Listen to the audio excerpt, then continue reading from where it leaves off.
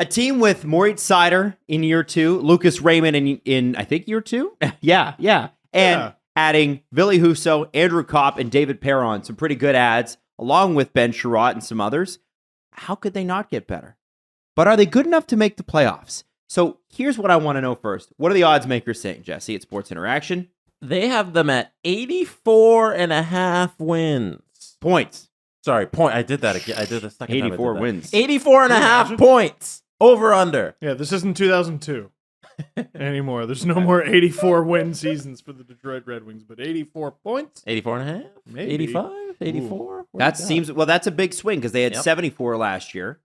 But I mean, listen, I if you've never watched Andrew Kopp play, you don't know what kind of value he brings.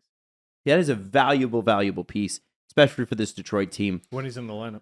Yes. My question is not Kopp and not Perron. I think they're going to play like they play. I need to know if Ville Husso is for real and Alex Nedeljkovic is for real. With Detroit, to me, it all comes down to goaltending. Yeah, because, I mean, Nedeljkovic made the Hurricanes look like fools to start his tenure in Detroit, and then he was like borderline unusable. Yeah, couldn't play him. I remember in fantasy, none of us would touch him. Yeah. For a while, we all thought we were smart. We're going to buy low and get Nedeljkovic off the waiver wire. Unusable. The main problem with Detroit last year was the goals they were allowing and the penalty kill. They were 31st in goals against and 32nd on the penalty kill. They couldn't play defense. It was awful. And that's why I'm very happy that they fired their head coach. But watch the spin I put on this. They played a game against the Leafs last year where they scored 5 third-period goals and lost. Oh, terrible. I think they reached a point at the end of Jeff Blashill's tenure that he needed to go because many fans argued that he should have gone way before. Exactly. And I think they were right. The system they were playing, it wasn't a reflective of the talent they had. Obviously they were light on talent. They're trying to tear it down and get as many draft picks as they could, but they shouldn't have been that bad on the penalty kill and in terms of their goals against. Nedeljkovic isn't that bad of a goalie.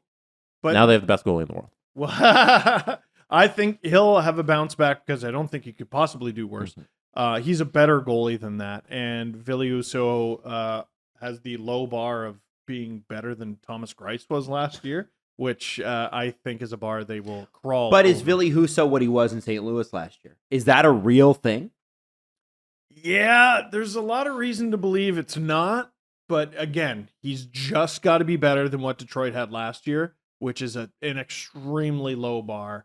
But the money says no. He actually does need to be better than that. It actually does need to. Yeah. The doubts come when you look at his postseason performance because he was well outplayed by Jordan Binnington, and he got his job back and then unfortunately got injured, and Husso wasn't the same player that he was during the regular season. But the regular season resume proved that there's a very good starting goaltender in there. It's just a matter of what we're going to get.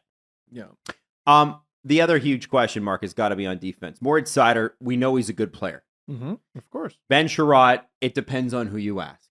Yes. Some people will throw first-round picks away for 20 games of Ben Sherratt, like the Florida Panthers will. Some teams will commit to him for 4 or 5 years, like Detroit did. Some teams wouldn't touch him with a 10-foot pole because he's just a player who is limited in their ability. Right now in Detroit, and I don't imagine this will last forever, he is slotted as their top pairing left side defense. Is that a question mark? Who does Daily Faceoff have as their top 6? Very curious. Sherratt, Seider, Mata, Roenick, Evason, and Lindstrom. That's Gustav Lindstrom. Yes. I was about to say. Lindstrom, not Lindstrom. This is Jordan Osterley might have the third pairing. Fair enough. But that's semantics. Yeah, they are. I think they're going to score a lot of goals, but on D, you're right. They are going to have to squeeze blood from a stone there. Uh-huh. Ben Sherratt, I think, is there to teach the young Red Wings how to be an asshole. And I think he's going to get away with it. A very good job of it. Oh, yeah. Hey, Moritz, have you ever tried using someone's spine as a xylophone? Ring, ring. I think they're going to learn some nasty tricks from him, even if the results aren't necessarily there. And the front of the Detroit Red Wings net, will it be well protected? Well, depends who you ask. Like you said, will it be a fun place to play? No. Absolutely not. Okay. I think Stevie Y looked at the team last year and was like, we need to get heavier and we need to get a little bit meaner. We have a lot of young guys and they're not standing up for themselves enough. And let's go get some old greasy vets who can try and do a thing. Let me tear down the veil here. This is arguably going to be the first year where Steve Yzerman's Detroit Red Wings are going to try. Yeah, he bought this summer, and it's very interesting. I assume we'll get to Kopp and Perron, bringing those guys in. He clearly thinks there needs to be a step taken here, and there's enough young talent in these pieces that he's brought in. If they all perform to their task, and you get great goaltending from Husso, what the star he can be and is projected to be, there's a very good team in here. Well, we are going to get to the forwards, Jesse, and I'm glad you brought them up because depth is what they needed, right? That first line, Bertuzzi, Larkin, Raymond, great line. But what came after that? But with Kopp and Perron, and then you've already got Vrana. I mean, that gives Vrana somebody to really kind of play with. Second, it gives... He was such a big loss for them. People really underrated Yeah, that. I think so, too. I'm still surprised how that ended in Washington, too. That's a weird story that just kind of went underreported. It sounds like a stupid thing to say, and when you break it down, it is. But without a better way to describe this, David Perron, for me, is such a great addition to this team because it's elite second line scoring. Is there a better second line winger in the league than David Perron? Do you know what I mean? And objectively there would consistently over the last 10 years. And that's the role he plays. You know how CEOs have to disclose their stock portfolio and stuff to the public so there's no insider trading? Adam Wylde, you have to disclose your relationship with David Perron when you're praising him. He launched the Agent Provocateur podcast. Alan and I. Noted. Alan Walsh client, David Perron. But if you look at him over the last 5 years, this guy is close to, if not a point per game player, depending upon what you're looking at. And even when he was playing, he played 57 games, the lowest point total he had was 46. That's great on a Detroit team that after the first line really didn't have much. That was a guy who turned back the clock like daylight savings with the upswing and scoring last year. And, Montreal for a number of years was the team in the Atlantic who you didn't know if they were going to make the playoffs, but if they did, they were going to be a problem. Mm-hmm. If you kind of look at the moves Detroit's making, they're slowly morphing into that team. Do I expect David Perron to contend for the Hart? No.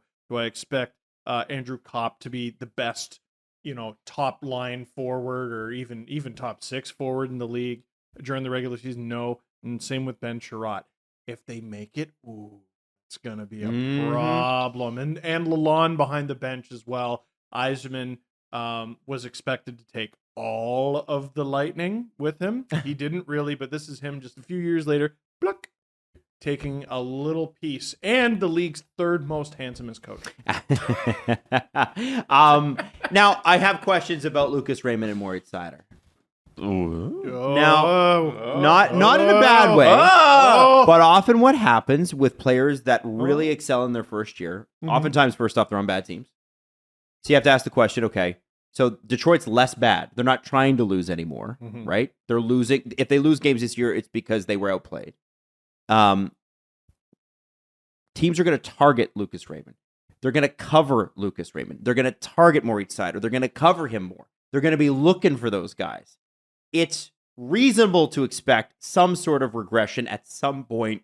Maybe they regain it this year, maybe next. How does that factor in to Detroit's success this year and what a win looks like? I know some players go through the sophomore slump. I'm investing. I'm investing in Lucas Raymond. Imagine sitting there after Cale Makar's rookie season and saying, he's going to sophomore slump. Imagine sitting there after Connor McDavid's rookie season and saying sophomore slump. Austin Matthews. Lucas Raymond and Moritz Seider need to be in those conversations. These are superstars in the making, and there's no regression. The chart's going up. Okay. I'm investing in Tyler Bertuzzi because he's not going to miss 9 Canadian games for no good reason. Yeah. I'm investing in Dylan Larkin because he was a monster back half last year, and he's going to have Andrew Kopp behind him now. And I'm investing in Lucas Raymond because David Perron is there to take some of that load, and if anyone messes with him underratedly, David Perron will beat the shit out of you. Where do you put them in the thing? And we are out of time. I wish I could put both the Red Wings and Senators at 5.5. I can't, so I'm going to put the Red Wings at 6. Jesse. You need bigger cojones. I have the Red Wings in 5th. Whoa! All right. You know what? And I have them in 6th, but again, same with Steve. 5.5 is where I would have had them.